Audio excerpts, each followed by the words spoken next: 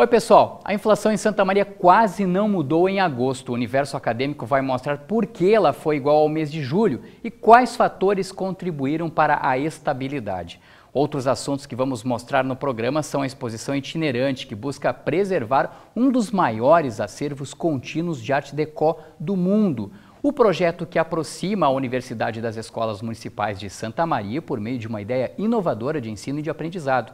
O Universo Acadêmico já começou e em alguns minutos exibe também as ações do Setembro Amarelo, o mês em que se intensificam as campanhas de prevenção ao suicídio.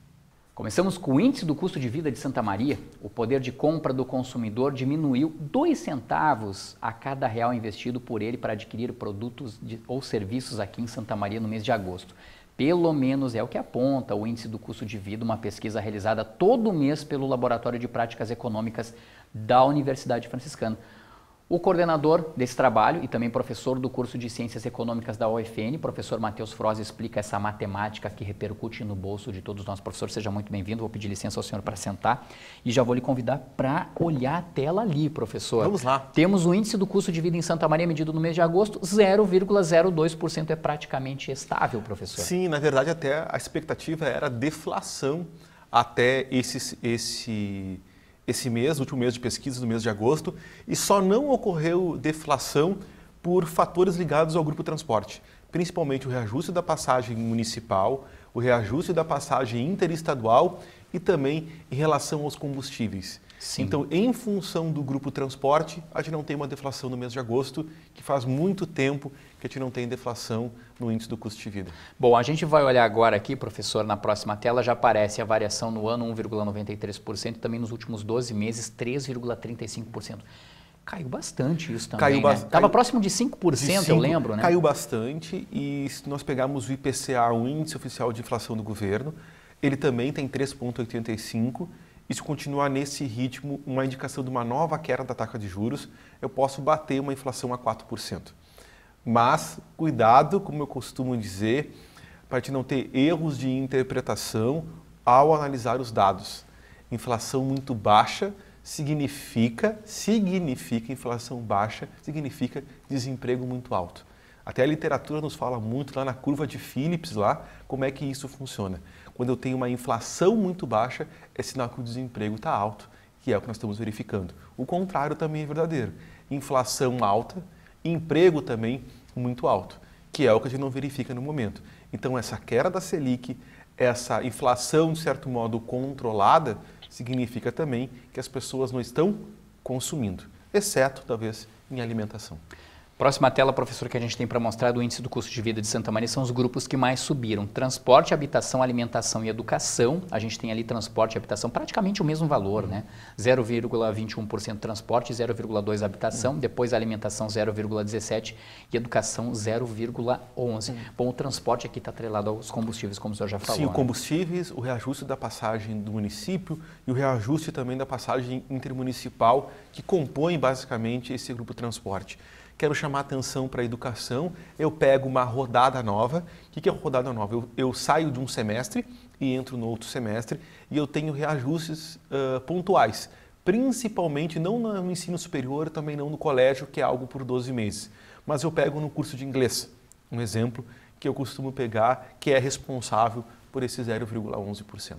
Perfeito. Professor, vamos para uma próxima tela agora também e a gente mostra na sequência os grupos que menos subiram e todas com deflações. Vestuário, quase 1%, quase 1%. Né? Negativo. Despesas pessoais, meio ponto percentual abaixo de 0. Saúde e cuidados pessoais, 0,39. Menos 0,33 artigos de residência e comunicação, menos 0,02. Essa tela mostra quando eu falo que eu não estou tendo consumo e consumo que gera renda e emprego. Sim. Quando eu pego um vestuário que desceu quase 1% e a característica do nosso município é o setor de serviço, o que é o serviço? São as lojas, o comércio, então isso impacta e de forma progressiva. O que significa? Que eu não estou empregando, as pessoas não estão consumindo no vestuário. E isso é perceptível, vou dar um exemplo aqui na UFN TV, que na primeira quadra da Bozano, que por muito tempo foi o grande pulmão da cidade, o pulmão do comércio, hoje tem 6 lojas que estão fechadas. O que significa que tem 6 pontos comerciais que estão para alugar. Isso mostra que as pessoas não estão consumindo. e não estão consumindo por uma série de fatores. Primeiro, eu tenho uma expectativa que eu posso vir perder o emprego ou não, daí eu não estou consumindo. Eu tenho um cenário de salários também que estão parcelados, tá? E também uma expectativa de não ter mais reajuste no serviço público, que é uma discussão que está hoje na Câmara dos Deputados. Isso me leva ao quê? Eu tirar o pé do acelerador e não comprar. Ou quando eu efetuo a compra, é algo estritamente necessário. Sim, quem observar, por exemplo, o índice do custo de vida para o mês de julho vai verificar exatamente esses mesmos valores. Sim. Professor, ficou muito igual. Ficou muito parecido. É quase uma loteria, né? E o que acontece? Daí eu pego o vestuário, depois eu saio para despesas pessoais, que compõem esse grupo, o cabeleireiro, que compõe esse grupo, o barbeiro, que põe pequenas despesas em casa. E isso tu mostra também que tu está constantemente adiando os planos que tu tem para comprar. Lembrando que eu estou em setembro, eu tenho o mês de outubro, eu tenho o mês de dezembro e a maioria das pessoas já comprometeu ou já antecipou o 13º salário. Vamos adiante, a gente tem agora ali então, depois dos grupos que menos subiram, o acumulado do ano, 5,01 para alimentação e 4,14 para educação. E na próxima tela, professor, a gente já tem também os artigos, né, os itens de maior aumento em agosto. Lã de aço, o tradicional Bombril, vou usar uma metonímia aqui, professor, 17,3%, cebola 16,6%, sabão em barra 15,5%, alvejante 12,9%, o xerox, né, o pessoal utiliza bastante, inclusive, para estudar, né, na universidade, 11,1%, batata inglesa 9,8% e repolho 7,8%. Aqui, professor, sim, índices muito parecidos com o mês de julho também. Aqui eu quero chamar a atenção e fica bem claro isso aí. Sim. As pessoas costumam fazer compras no mercado mais, em momentos de escassez, com mais frequência. Elas vão no mercado com mais frequência, começam aí 2, 3 vezes por semana. Então eu percebo muito mais quando a carne aumenta de preço, quando o leite aumenta de preço, quando a alface aumenta de preço, porque o presunto e o queijo são compras que eu faço toda semana. E o que o mercado faz daí? Ele começa a aumentar o preço no sabão em barra, no alvejante, no Bombril. Sim. Que eu compro uma vez a cada 15, 20 dias. Então eu não costumo gravar esse tipo de preço. Já os outros ali, eu não consigo fugir da cebola, eu não consigo fugir da batata inglesa. Que dificilmente tu vai cozinhar durante 7 dias na semana e tu não vai comprar cebola ou tu não vai comprar a batata inglesa. Sim. Então isso fica bem claro em relação ao consumo. E já estamos numa expectativa para o mês que vem no índice de custo de vida, o quanto vai impactar a carne em função da Semana Farroupilha. Ah, é verdade, muito bem lembrado. Bom, professor, a gente teve aí então o índice do custo de vida, né, ficou em 0,02% para o mês de agosto, praticamente estável em relação a julho, que havia sido 0,16%. Toda vez que o senhor vem aqui, né, na UFN-TV, eu aproveito também para lhe questionar sobre outros assuntos, política Sim. internacional e política local, política estadual também. Professor, nós tivemos na última quarta-feira, por conta do Copom, a redução, né, do juro, o juro básico aqui no Brasil de 6% para 5,5% agora ao ano. Como é que isso vai repercutir para Santa Maria, professor? Vamos lá. Nós temos que entender que o governo está fazendo uma série de esforços para restabelecer o consumo. O primeiro foi liberar o FGTS até R$ 500, o que está acontecendo no decorrer do mês de setembro. Isso já ocorre, já vem ocorrendo, né? Não, está ocorrendo no decorrer do mês Sim. de setembro e no mês de outubro. Então isso está ocorrendo neste momento. E a outra tentativa é baixar os juros, que quando eu baixo os juros, eu estou incentivando os financiamentos. O que é incentivar o financiamento? Principalmente do carro. Tá? Então, eu estou deixando, na verdade, mais barato o financiamento do carro hoje. Pode? Sim. Também nas lojas do que mexe com artigos de residência. Também. O custo financeiro está menor. A outra medida que o governo traz, são 3 medidas. Ele libera o FGTS, ele baixa o Copom, ele também muda a regra do financiamento habitacional, ou ele dá mais uma possibilidade, isso é o correto, de eu pegar e atrelar ao IPCA. Então, todos são tentativas de se restabelecer o consumo, porque quando eu restabeleço o consumo, eu também estou conseguindo gerar emprego. Esse é o objetivo final. O objetivo final é gerar emprego. Então, eu estou mexendo na política econômica a conta-gotas para ver os resultados que isso vão ter. Quem não quer colaborar muito com essa iniciativa aí me parece que são os combustíveis, né, professor? Que ora permanecem estáveis, ora tem um declínio. Sim. Inclusive nós tivemos também já nesta quarta-feira, nas refinarias, um aumento médio em 3,5% dos combustíveis. Isso logo vai repercutir lá no posto de gasolina, né? Claro, eu tenho, pegando um contexto internacional, de conjuntura internacional, também preciso perceber isso, que é Isso envolve mercado interno, dólar, câmbio, que é a questão. Eu tive um ataque terrorista na Arábia Saudita e a Arábia Saudita é um dos grandes produtores mundiais de petróleo. Tá? Então é muito significativo e isso altera o mercado. Então tem um pouco de contexto internacional. Essa briga entre China e Estados Unidos que envolve a relação de commodities. E também a expectativa de volta de um populismo exagerado na Argentina. Lembrando que a Argentina hoje é o nosso principal mercado consumidor de bens duráveis. O que são bens duráveis? Fogão, geladeira, enfim, que vai para a Argentina. Então nós estamos também atentos ao cenário internacional e nesses 3 fatores. Talvez na Arábia Saudita tenha uma expectativa de controle já, vamos dizer bem assim, estabilização.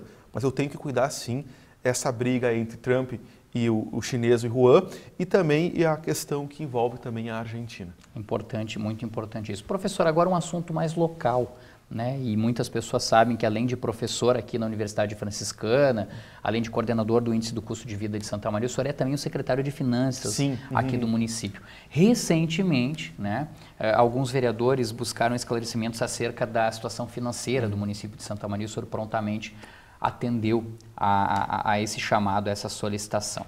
Para quem está acompanhando a UFN TV, por favor, diga para nós o que ocorre exatamente atualmente com os cofres do município de Santa Maria, professor. Na verdade, é uma oportunidade, e tive recentemente também na TV Santa Maria, agora aqui na UFN, eu costumo dizer assim, talvez os secretários de Finanças, o ministro da Economia, o secretário de Fazenda, ele tem que vir mais a público para esclarecer a situação. Porque quando a situação está apertada, nada melhor que reestabelecer o diálogo. E esse diálogo ser pautado pela transparência. Então, isso é importante. Então, da mesma forma, eu fui na Câmara de Vereadores, estou aqui, fui também na TV Santa Maria, para dizer como é que está a situação das contas do município. E a situação das contas do município hoje, sim, transita entre média 6 e média 7. A Atfaz fazendo um esforço, sim, para fechar o ano no positivo, e essa é a tendência.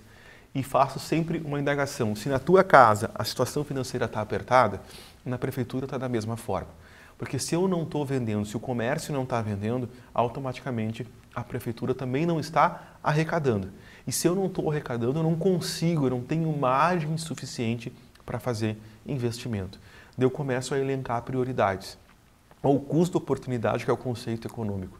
Eu começo a fazer escolhas. E essas escolhas são, sim, voltadas principalmente para a educação e principalmente na saúde, nessa ordem de prioridades. Existe, sim, deficiências? Claro que existe, mas o cobertor realmente está curto. A gente precisa, sim, elencar algumas prioridades. E dentro dessas prioridades é manter, sim, o salário em dia. Falei até na mídia local. Enquanto eu estiver lá à frente da Secretaria de Finanças, até 31 de dezembro de 2020, sim, o salário vai ter em dia. Mas para isso eu tenho que começar a fazer os cortes, fazer supressões de contrato, apertar a partir de agora.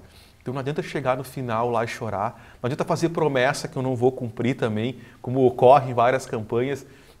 Não, o dever de casa ele é diário, que a gente costuma dizer assim, custo é que nem cortar unha. Te fala geralmente assim, todo dia tu tem que parar um pouquinho. Então, esse exercício te faz diário. Sim. Então, isso também envolve uma mudança de cultura também em todas as secretarias para se acostumar a trabalhar com a escassez. E quando eu trabalho com a escassez de recursos, os ânimos se alteram, a aceitação também não é da mesma forma, mas é um desafio. E é um desafio tremendo colocar as contas em dia e fechar cada mês. Então, hoje eu estou trabalhando. Na semana subsequente, 10 dias antes, a folha da prefeitura é dia 30, provavelmente em 10 dias antes dessa folha, a folha de pagamento do município já está fechada. Isso sim é positivo. E muitos falam, mas isso é obrigação. Talvez é obrigação, mas é um esforço diário com certeza. Professor Matheus Froza, agradeço mais uma vez a sua participação aqui na UFN TV para trazer o índice do custo de vida, reforço, ele ficou em 0,02% no mês de agosto, né, praticamente estável em relação ao mês de julho, que havia fechado em 0,16%. Muito obrigado, professor, e até a próxima oportunidade. Até a próxima, vamos verificar o custo de vida agora com os gastos da semana farroupilha, o que vai impactar o preço da carne, que até eu estou curioso para saber. Certamente não vai ficar em 0,02%. Não, com certeza não, com certeza não. Tá certo, professor. Mais uma vez, muito obrigado pela participação. Pessoal, agora nós vamos falar sobre as ações do Setembro Amarelo, mês de prevenção ao suicídio. Segundo dados do Centro de Valorização à Vida, o CVV, 90% dos suicídios no Brasil podem ser prevenidos quando a pessoa encontra ajuda. Bom, é por isso que desde 2015 o CVV, junto ao Conselho Federal de Medicina e da Associação Brasileira de Psiquiatria, iniciaram ações de prevenção. Aqui na UFN, atividades também alusivas ao mês chamam a atenção da comunidade acadêmica. Um dado preocupante: a cada 40 segundos, uma pessoa comete suicídio no Brasil. Todos nós temos naturalmente o desejo de viver, e nós chamamos de ambivalência. E muitas vezes, diante de uma situação, de uma dor insuportável, de uma dor muito forte, tem o desejo de morrer. É como se uma sala com 30 pessoas, pelo menos 5 já tivessem pensado em cometer suicídio. É um impulso, muitas vezes, onde a pessoa tem uma distorção da realidade e ela não está conseguindo ver uma saída. Ela acredita que aquele problema é interminável, é insuportável e não tem saída. No fundo, ela não quer morrer, ela quer fugir da dor. Para os especialistas, essa medida não é a melhor forma de resolver o problema. A psicologia defende muito isso, né? A gente precisa falar com a sociedade de um modo geral, porque o suicídio ainda é um tabu, né? E nós acreditamos que ao falar sobre isso, a gente também está trabalhando com a questão de prevenção e promoção de saúde mental. É um assunto fundamental de que a gente se abra enquanto sociedade para discutir mais. E falar é a melhor solução. Esse é o slogan do Centro de Valorização da Vida, o CVV, que está presente em 21 estados, além do Distrito Federal. Ele atende as pessoas que precisam de ajuda durante 24 horas por dia. A ligação é feita de graça através do número 188. Centro de Valorização da Vida, bom dia. Neste ano serão cerca de 3 milhões de chamadas. Só aqui no posto de Santa Maria, por mês, são atendidos em torno de 5.000 ligações, vindas de todo o Brasil. São pessoas de ambos os sexos e diferentes faixas etárias. Mas a maioria dos atendimentos são a adolescentes e idosos. Além dos atendimentos 24 horas recebidos pelo 188, o CVV possui um atendimento presencial aqui na sua sede, na Estação Rodoviária de Santa Maria, que acontece das 7 da manhã às 6 da tarde. Também possui um grupo de apoio aos sobreviventes de suicídio, o GAS, que acontece todas as segundas-feiras às 7 da noite. A pessoa que nos liga para o CVV, mesmo quando ela afirma que vai se suicidar, ela está fazendo um pedido de socorro. Ela está comunicando, ela tem ainda uma ponta de esperança que essa ideia possa ser modificada, mesmo que inconscientemente. Então esse é o nosso trabalho, né, de escutar, acolher com respeito, pelo tempo que a pessoa quiser, conversar com ela, para que esse desejo de viver se sobreponha ao desejo de morrer. E estar atento a qualquer sinal é fundamental para isso. Parar em determinados momentos, observar ao redor, perceber que não está sozinho nessa caminhada pode fazer a diferença. E essa foi a proposta da Agência Experimental de Publicidade e Propaganda da UFN, a GEMA. Aqui com as placas tem frases que a gente faz relação com os sinais de trânsito, que é para a pessoa realmente passar por aqui, perceber, ler e depois levar para a vida dela. Da onde surgiu essa ideia? Essa ideia surgiu quando a gente estava conversando sobre trânsito, sobre sinais, e aí a gente estava pensando já na campanha do Setembro Amarelo. E aí a gente deu um insight que a gente percebeu que dava para fazer essa relação entre o cuidado no trânsito e o cuidado com as pessoas. A ação foi no corredor entre os prédios 16 e 17 no conjunto 3 da UFN. A questão da depressão, ela é um fator de risco, como eu falei, né? Uma tristeza excessiva, uma falta de cuidado de si, né? Uma negligência até de cuidados pessoais. Também a gente tem visto muito hoje na internet as pessoas fazendo declarações relacionadas a isso, né? Falando do seu mal-estar, falando que não aguentam mais. Então são situações em que a gente tenta abrir o olho um pouco e abrir a nossa escuta, porque indicam um pouco dessa ideação suicida, né? Pessoas que pensam em algum momento da vida em tirar a própria vida. As atividades do Setembro Amarelo encerram no dia 30 deste mês. Porém, os cuidados, a atenção e empatia que devemos ter com o próximo deve durar o ano inteiro. Como vimos, setembro é o mês em que se intensificam as campanhas para falar e prevenir o suicídio. A saúde mental é algo bem importante também e uma aliada ao tema. Para valorizar e reforçar a saúde mental, estudantes de vários cursos de graduação da Universidade Franciscana também promoveram uma roda de conversa sobre o assunto na UFN. A pressão que existe na faculdade é muito grande e às vezes não é imposta por quem nos ampara, por exemplo, família. Às vezes até mesmo a gente coloca pressão e a gente acaba cedendo nossos limites ou até mesmo a gente não conhece nossos limites. Tem dias que a gente chega e a gente só quer chorar, porque a gente está muito cansado, acumula um monte de coisa e a gente fica sem saber o que fazer. Uma história, assim, na nossa vida de não cuidar da nossa saúde mental. A gente faz exames clínicos de todas as áreas, mas a gente não tem o hábito de pensar sobre a nossa vida emocional, né? Então a psicologia trabalha muito com a questão de prevenção e promoção de saúde, e uma das coisas que a gente acredita muito é que parar para pensar sobre temas como esse são formas de prevenir transtornos mentais. A gente, enquanto instituição, tem um serviço chamado PAIP, que é de apoio psicológico aos estudantes, funcionários, professores, mas ele é essencialmente para os alunos. Então a gente propõe, além do atendimento clínico, também grupos, rodas de conversa, que é o que está acontecendo aqui, mas aqui hoje é proposto por vários cursos, enfim. Quando tu te sente assim, tem alguma coisa que tu faz para dar uma melhorada já?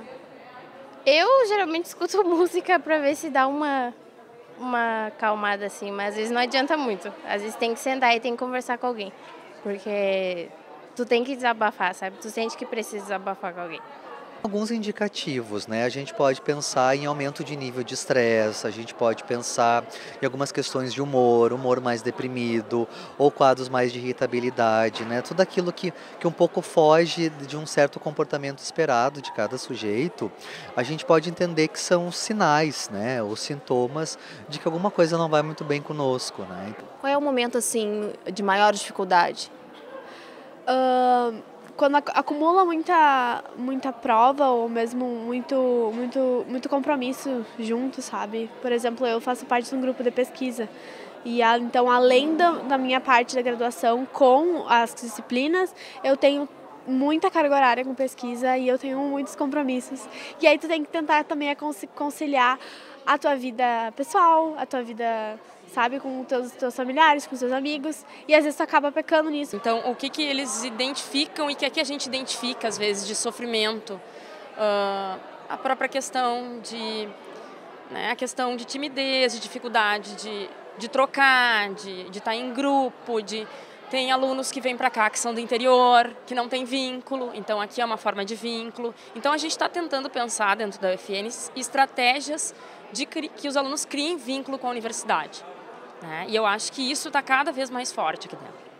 A gente está cada vez mais preocupados, a instituição está cada vez mais preocupada, não só o curso de psicologia, mas todos os cursos, em achar estratégias de que os alunos que encontrem algum sofrimento psíquico possam ser atendidos e que a gente acompanhe, ou então de criar grupos de convivência para que eles possam falar sobre o sofrimento deles. Onde vocês vão? Em psicólogo? Faz alguma terapia? Eu acho que me ajuda porque tem algumas coisas que a gente guarda para si, que a gente não quer dividir com, por exemplo, familiares para não deixar preocupado.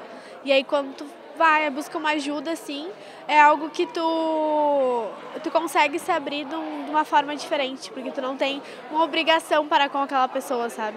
Tu não tem uma obrigação de não deixar aquela pessoa preocupada, coisas assim. Acho que tudo que a gente precisava nesse momento era essa roda de conversa. E aí, ter uma oportunidade dessas de conversar com pessoas diferentes, ouvir histórias diferentes, ouvir que tu não é a única pessoa, que tu não tá sozinha com essa mesma situação, eu acho que é bem válido. A seguir, nós vamos conversar com professores da UFN que há alguns meses trabalham com a Secretaria Municipal de Educação de Santa Maria na formação de professores para as novas metodologias de ensino. É o projeto Conexão Universidade Escola. Depois do intervalo.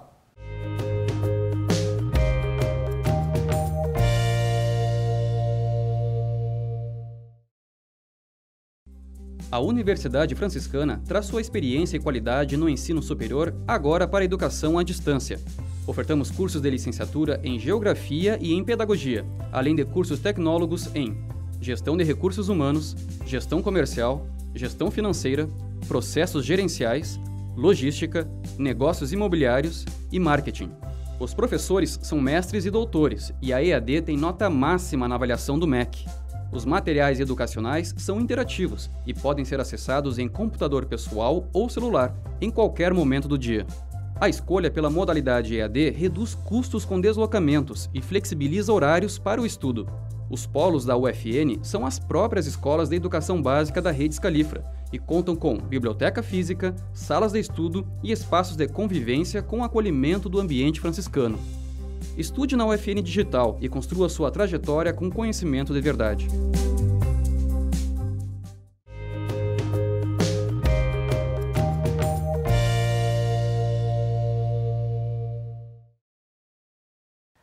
A formação de professores para novas metodologias de ensino remontam à perspectiva contemporânea do ensino no século XXI. E é nesse sentido que a Universidade Franciscana e a Secretaria Municipal de Educação trabalham juntas em um projeto que prepara nada mais nada menos do que 500 professores de escolas de Santa Maria. Conexão Universidade Escola é o nome que abriga as atividades iniciadas em março deste ano e que se encerram em novembro de 2019. E para falar sobre esse projeto, nós estamos recebendo 3 pessoas aqui no estúdio da UFN TV. A professora Janilce Nunes, que é diretora de ensino aqui da Universidade Franciscana. Seja muito bem-vinda, professora. Bem, obrigada. Também apresento a professora Gisele Bauer, que é superintendente pedagógica da Secretaria Municipal de Educação. Seja bem-vinda também, professora. Obrigada. E o coordenador do curso de Filosofia aqui da Universidade Franciscana, professor Márcio Paulo Sense. Professor, também seja muito bem-vindo ao programa. Muito obrigado. São 500 professores da rede municipal de ensino, né, com alunos, né, com professores, aliás, que trabalham com alunos do 5º ao 9º ano. Começo perguntando para a professora Janilce. Professora, como é que se deu essa parceria entre a Universidade Franciscana, entre a Secretaria Municipal de Educação e, principalmente, o estabelecimento entre professores do 5º ao 9º ano para formar, eu diria assim, uma nova metodologia de ensino, uma nova maneira de o professor se portar, se comportar e, de certa forma, provocar a atitude dos alunos em sala de aula? Bom, nós fomos procurados, né? Nós tivemos uma reunião junto com a equipe da Secretaria Municipal, onde eles vieram com a necessidade que eles precisavam de um processo de formação, mas um processo de formação diferenciado. Sim. E daí nós fomos fazendo longas reuniões e discussões sobre esses processos de formação e necessidades que o município tem hoje, em termos de qualificação docente, enfim, porque tem um corpo docente extremamente bom, mas a gente sabe que a gente sempre está precisando de um processo de formação continuada permanente.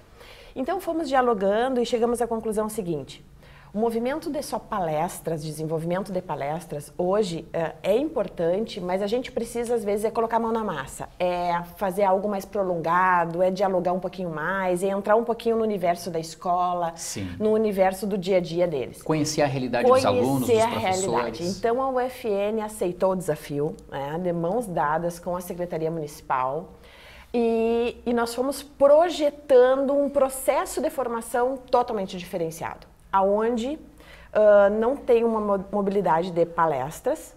Nós temos, então, uma parceria com a equipe da Secretaria Municipal e juntamente com alguns professores, aonde esses professores do município a gente chama de professores mentores, e esses professores mentores, junto com a Secretaria, vêm até a UFN, e nós, com a nossa equipe de professores formadores, a gente estuda juntos para pensar numa prospecção de algo mais inovador, de algo que a gente precisa mexer ainda na escola. E daí a gente faz toda a mediação, o UFN, professores mentores, fazendo o processo formativo com os demais professores. Sim, essas atividades, professora, começaram em março deste ano. Inclusive, a gente tem imagens daquele que foi o primeiro encontro entre vocês, né? Isso. Por exemplo, aí fala o perfil do professor mentor, que era exatamente o que a professora estava falando, né? Inclusive aparece a professora Janilce Nunes ali conversando, né, com parte dos professores da Rede Municipal de Ensino. Então é um projeto que começou em março e a ideia é concluí-lo em novembro deste ano, é isso? Mas na verdade as conversas entre a Secretaria Municipal de Educação e a Universidade Franciscana, isso já remontam de anos anteriores, é isso? Claro, a gente tem uma caminhada, uma longa caminhada.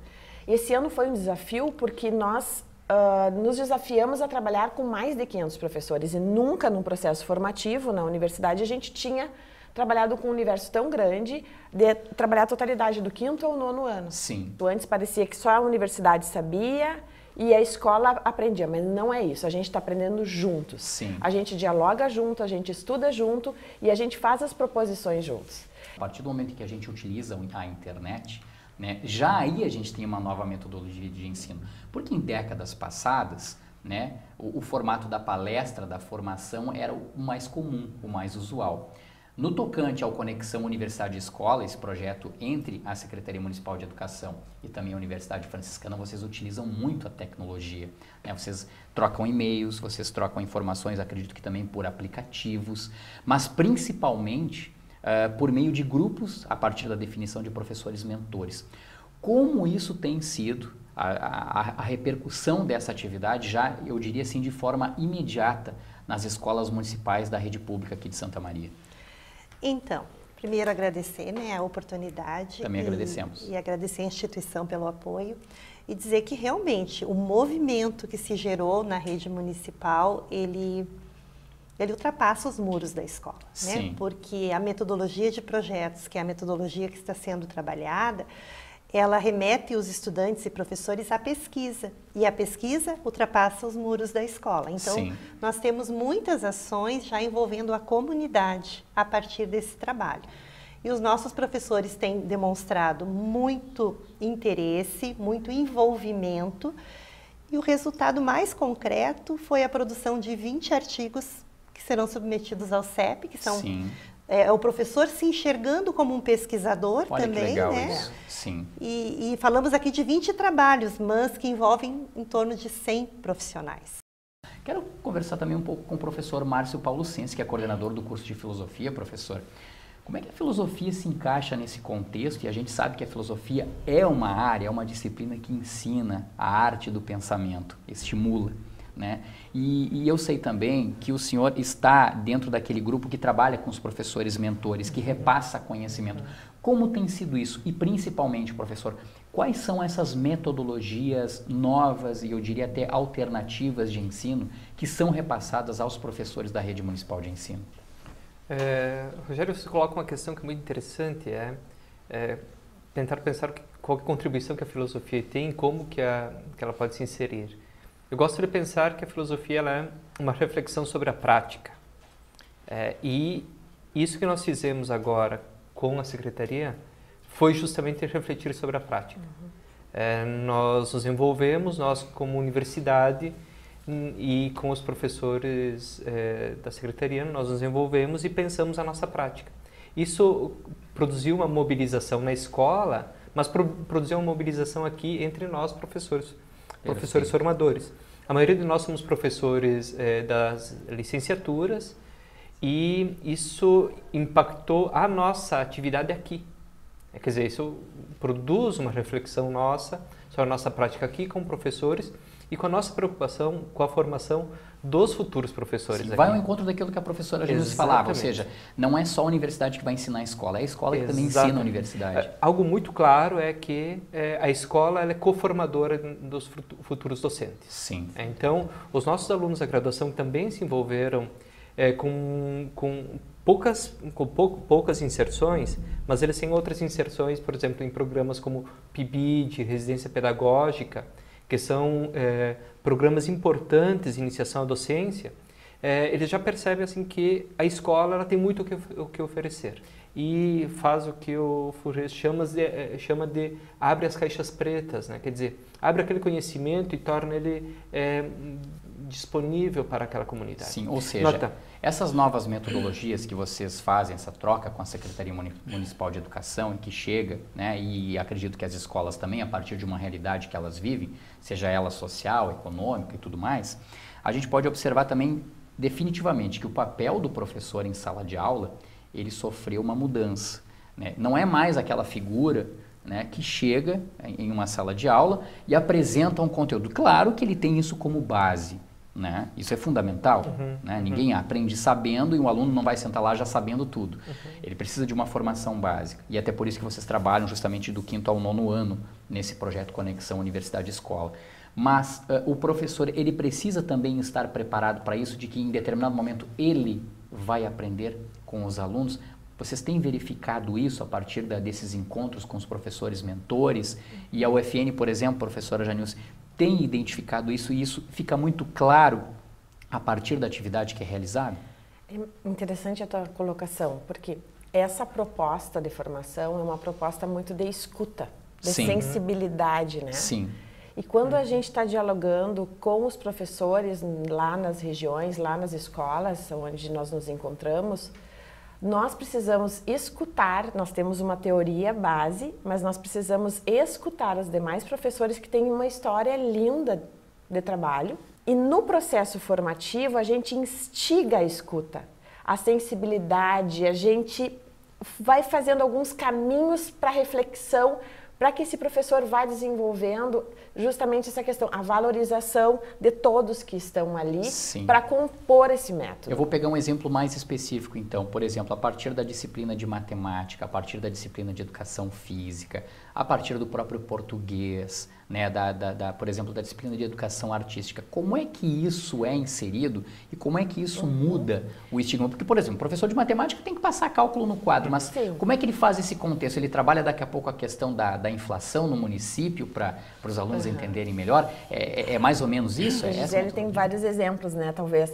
Mas eu tenho um exemplo muito rápido para te passar, que foi o seguinte, porque essa metodologia, ela parte de um problema, de algo que é significativo para a escola. Perfeito. E tem uma escola que na frente dela as pessoas passavam, é incrível dizer isso e é triste dizer, mas as pessoas passavam e deixavam lixo. Aquelas crianças passavam por ali e passavam por aquele lixo na frente daquela escola. Essa professora disse assim, o que mais me incomoda aqui na escola? O que mais nos incomoda aqui como comunidade? É esse lixo. Então, a gente tem que trabalhar o lixo. Ela fez um movimento com a secretaria, com demais secretarias. Eles conseguiram retirar o lixo e ela plantou com a comunidade, tá, azaleias. Olha que legal. As azaleias floresceram e as pessoas não colocaram mais lixo lá. Sim. E o que isso significa? Entrou a questão da matemática, entrou a questão do português, entrou a questão de ciências, entraram todas as áreas de conhecimento juntos nesse problema da comunidade. Então, hoje a gente tem uma escola que as pessoas estão envergonhadas de colocar lixo, aonde eles colocavam, na rua, na frente. Sim.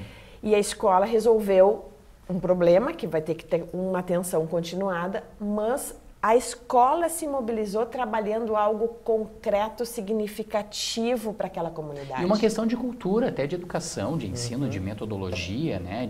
Enfim, de entender, passa pela consciência ambiental também, pela questão do lixo.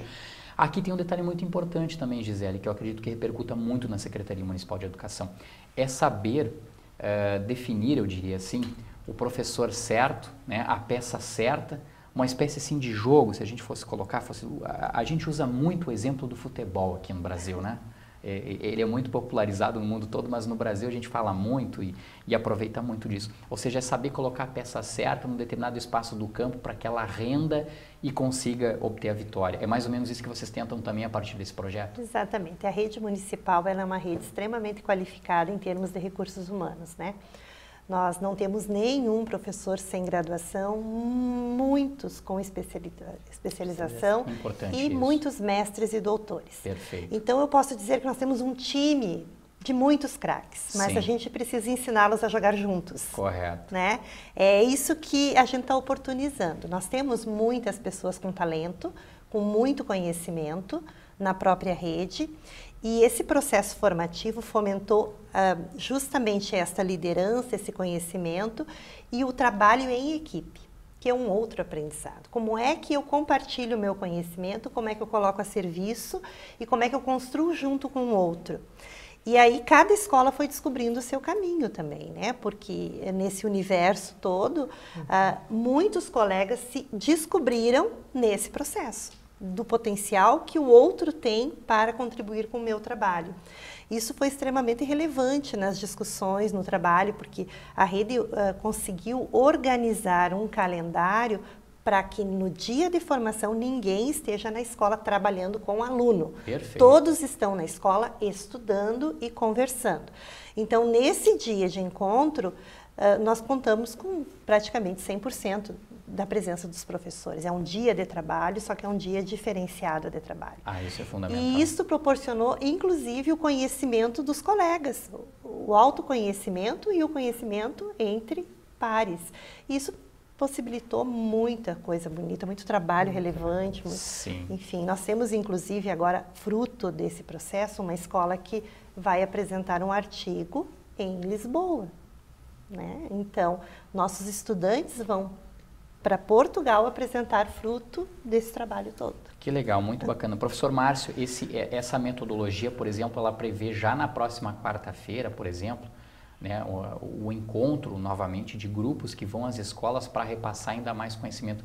Como é que é essa troca? Assim, infelizmente o nosso tempo, estou dando uma espiada ali no nosso tempo, ele está já no final, a gente tem ainda um tempinho. Explica para a gente como, por exemplo, deve ocorrer esse encontro na próxima quarta-feira, a partir dos professores aqui da UFN que repassam conhecimento para esses professores mentores das escolas municipais. Na próxima quarta-feira nós já organizamos as atividades e quem vai orientar lá na escola são os mentores, que eles preparam basicamente o seguinte: cada escola conseguiu avançar naquele processo das ilhas de racionalidade. Sim. Então, o que é mostrar o processo, né? Mostrar de onde se partiu e onde se chegou e como se desenvolveu isso. Essa será a nossa principal atividade na próxima quarta-feira, para nós tentarmos fechar esse primeiro ciclo e prepararmos as próximas atividades, que são a apresentação. Nós estamos pensando, por exemplo, um dia onde que cada escola, no núcleo que nós vamos nos reunir,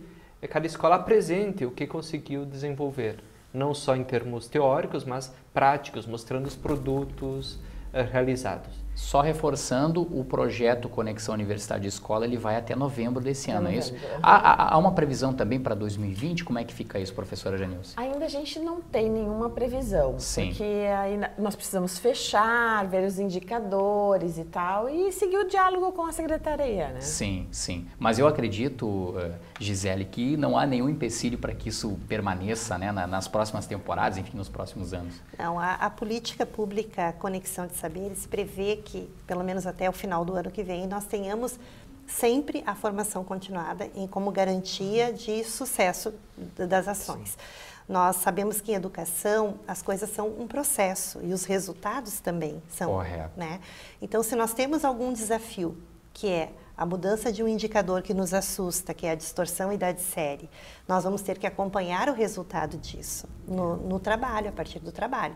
Então, não há como interromper agora. Nós temos que seguir, claro que talvez a partir de um processo avaliativo junto com a universidade, pensar um jeito talvez diferente ou redimensionar a ação, Correto. mas que ela vai acontecer, ela vai. E aproveitar, né? Aproveitar esse contato com a Universidade Franciscana, que aproveita o contato com as escolas municipais aqui, né, de ensino de Santa Maria, e também, principalmente, por exemplo, com o curso de Filosofia da Universidade Franciscana, que nada mais nada menos tem nota 5 na avaliação mais recente do MEC, né, professor? Isso. A nota máxima, né? Ou seja, não precisa falar, não precisa dar mais muita explicação, né, professor? Melhor do Brasil. É o melhor do Brasil, correto. Olha só, então, olha que oportunidade, né? A comunidade de Santa Maria tem, e a própria UFN também tem, né? De se inserir cada vez mais na comunidade.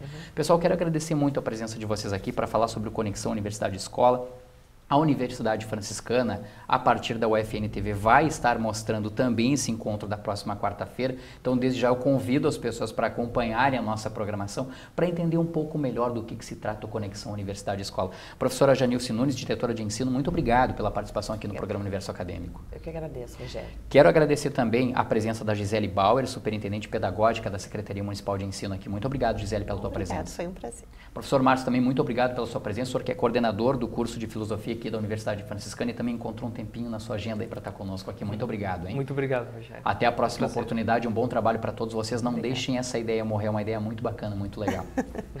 Verdade. Pessoal, olha só, formar um profissional completo que domine todas as áreas do conhecimento é o que busca o curso de nutrição da Universidade Franciscana. E há mais de 10 anos, a graduação promove um seminário para atualizar os alunos e também preparar os acadêmicos para o mercado de trabalho. Na edição de 2019 do Seminário de Nutrição da UFN, os palestrantes convidados mostraram que a profissão é muito abrangente. Descobrir a fruta por meio do tato, montar o cardápio tirando os alimentos de uma caixa misteriosa. Esses são exemplos de trabalhos lúdicos criados pelos alunos do 2º semestre do curso de nutrição. As atividades educativas serão levadas para 2 instituições de Santa Maria que atendem pessoas com deficiência intelectual. E a gente correu atrás, fez pesquisas para a gente conseguir incluir eles de qualquer forma e de um jeito que eles se sentissem bem, para que eles aprendessem mais sobre educação nutricional e que fizesse bem para eles. É importante até porque é pouco discutido nas escolas e isso tem que ser incluído para a gente ter noção do que está acontecendo com a nossa alimentação e o quanto afeta no nosso corpo. No próximo semestre, o desafio da Giovana e dos colegas vai ser trabalhar com os hábitos alimentares das crianças nas escolas. A importância da alimentação do público infantil é um dos principais temas abordados em sala de aula. Esta nutricionista explica que a alimentação saudável começa com o aleitamento materno. Quanto mais tempo a criança foi amamentada, hoje em dia tem estudos que mostram que melhor vai ser o QI dela, né, o índice da inteligência dela, e também ela vai ser um adulto que vai ter uma renda maior na vida adulta, ela vai estudar mais, então vai ter todo um potencial de vida melhor. Então, assim, a gente diz que é uma janela de oportunidade durante esses primeiros 2 anos de vida que a gente não pode perder. A gente chama que é os primeiros 1000 dias da criança, né, que é uma oportunidade de ouro que a gente não pode perder. Esta outra nutricionista chama atenção para a relação entre nutrição e gastronomia e traz uma visão empreendedora da profissão. A questão empreendedora, eu digo, não tem como a gente ser nutricionista, a gente trabalhar com isso, sem pensar no custo, né? Eu digo, a cozinha é aquele ambiente que, aquela parte da instituição, seja ela qual for, um hotel, um hospital, eu digo, ela pode, assim como alavancar muito economicamente, ela pode prejudicar. Então, a nutricionista tem que ter na ponta do lápis, né? Eu digo, numa planilha de Excel muito bem feita, o quanto custa isso, né? Será que eu preciso de um equipamento melhor? Quanto isso vai custar, né? Precisa entender, eu digo, do todo, né? Se eu colocar um equipamento que usa mais luz, quanto vai impactar economicamente no consumo de luz? Então, eu digo, não tem como a gente trabalhar só alimento, a gente precisa trabalhar o todo, a gente precisa ter visão empreendedora, seja na instituição que a gente estiver. Trazer esse leque de desafios e oportunidades para os profissionais de nutrição foi o objetivo do seminário que já está na 11ª edição. Os alunos assistiram a 8 palestras sobre diferentes temas. Mostrar o quanto é ampla a nutrição, o quanto o nosso conhecimento que a gente passa aqui no curso motiva e também dá, digamos, respaldo para esse aluno poder trabalhar em diversas linhas. Ele vai sair, ele vai conseguir um bom emprego, às vezes ele não vai conseguir exatamente onde ele quer, mas a gente vai ter várias opções de de onde ele trabalhar, porque é bem diversificado. Ele pode trabalhar com a nutrição esportiva, ele pode trabalhar no marketing, nas escolas, várias opções. E também ele pode se voltar também para a pós-graduação, que é um incentivo que a gente sempre acaba fazendo no curso para que os alunos continuem sempre estudando, se formando, se atualizando, que é o que a gente sempre busca, né? Para ter uma ideia de tudo isso. A exposição itinerante que registra a preocupação de pessoas em preservar um dos maiores acervos contínuos de arte déco do mundo está na Universidade Franciscana. Por meio de imagens fotográficas, profissionais de diversas áreas mostram a mobilização e também o trabalho do movimento coletivo Memória Ativa.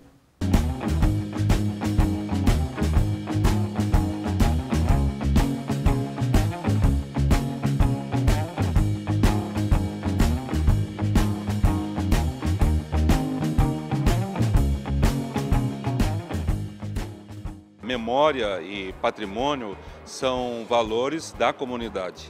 Essas construções que nós temos no Centro Histórico de Santa Maria, elas fazem parte da história da construção da cidade. E a história da construção da cidade é necessária para o cidadão santamariense conhecer qual a origem e para onde nós estamos caminhando como cidade. Mas isso precisa estar numa lei e é isso que nós estamos trabalhando também, é uma das nossas ações como coletivo Memória Ativa. O coletivo luta para que essa memória seja preservada. Então, por exemplo, nessa exposição, eu como fotógrafo, também uma das coisas que está registradas nessas fotos, além do patrimônio histórico-cultural da cidade, também está registrado o ano do coletivo. Ou seja, as atividades que o coletivo fez durante esse ano estão registradas nessas fotos. Em vez da gente estar demolindo o prédio, a gente poderia estar preservando esses prédios e utilizando esses prédios para trazer turistas para Santa Maria, para eles apreciarem essa beleza que a gente tem aqui. O Art Deco, na verdade, ele é um movimento que surge na primeira metade do século XX, tá? Como uma resposta a uma série de inquietações da sociedade, naquele momento, que entrava numa fase de mudança de velocidade, poderia se dizer assim, né? Em que são incorporados conceitos de fabricação em massa, de velocidade, e que acaba se refletindo numa série de elementos bem característicos e contrários ao que estava sendo feito antes. Então, se a gente tinha antes o Art Nouveau, que ele era muito trabalhado, né, muito rebuscado, que tinha motivos na natureza, na verdade o Art Deco já mostra o reflexo dessa sociedade mais urbana, né, que está entrando então no século XX, que sofre interferência das guerras já, e que então começa a expressar essa série de valores que são da sociedade nas artes e na arquitetura. Nós queremos que Santa Maria faça parte de um contexto mundial que preserve o patrimônio histórico. Então o nosso coletivo foi formado a partir disso, para que se tenha essa consciência de preservação do patrimônio histórico de Santa Maria. E por isso há um ano o coletivo foi montado, né? E esse ano, para fazer um ano, estamos montando essa exposição itinerante, que está agora aqui no UFN, do dia 16 ao dia 30 de novembro, e convidamos toda a comunidade para vir aqui prestigiar a nossa exposição e para que se insiram conosco nesse coletivo de preservação do patrimônio histórico da nossa cidade, da nossa Santa Maria. Sem a luz do conhecimento, tudo vira ruínas. Nosso passado, nossa história, nosso tempo, nossas memórias. Um tijolo em queda. Em queda. Em queda. Até quando vamos deixar a nossa identidade virar pó? Essa rua, ela é nossa. Vamos todos ensinar a preservar o patrimônio e a memória, para a história, para a memória ativada.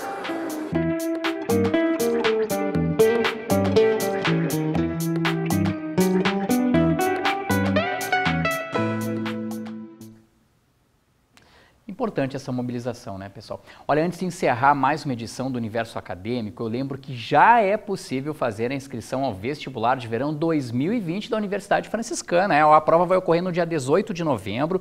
As inscrições vão até o dia 5 de novembro exclusivamente pelo site ufn.edu.br. No total, 31 graduações presenciais e 8 graduações EAD. Agora, olha a novidade para esse processo seletivo, pessoal. O curso de medicina, a inscrição, R$ 160, e quem for candidato, né, a uma das vagas de medicina vai ter de fazer uma prova de redação e mais 50 questões, né, com 4 horas de duração a prova.